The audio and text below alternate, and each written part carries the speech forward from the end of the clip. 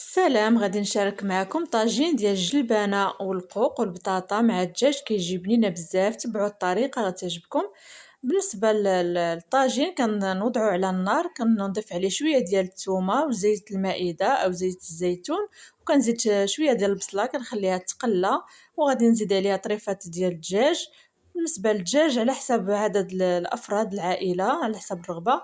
وغادي نزيد توابل، شويه ديال الابزار الاسود تقريبا نص معلقه صغيره، وغادي نزيد معلقه صغيره ديال السكينجبير، وغادي نزيد راس معلقه ديال الخرقوم البلدي. النار كتكون مهيله، كنخلي النار مهيله باش ما تحرقليش البصله، وكيطيب الطاجين على المهل كيجي بنين بزاف.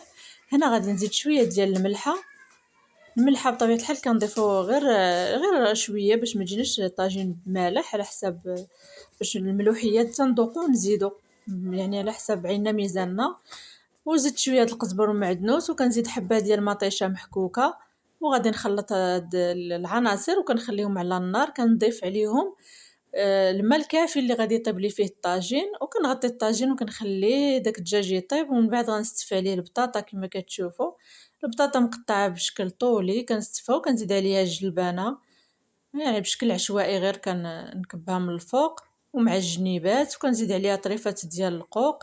انا ضفت غير 4 ديال الطريفات ديال القوق، وغادي نزيد عليهم شرائح ديال الليمون مرقد، كيبقى اختياري، الا بغيتو تضيفوه او لا ما بغيتوش تضيفوه كيبقى لكم الاختيار. وغادي نخلي الطويجين ديالي كيطيب. ملي كيبدا يغلي كنبقى ناخذ الملعقه وكناخذ المرق وكنضيفه من الفوق، باش حتى هذيك الخضر كتشرب لنا من التوابل، كتدخلها البنه كتجي بنينه بزاف. يعني كل 5 دقائق كندير نفس العمليه،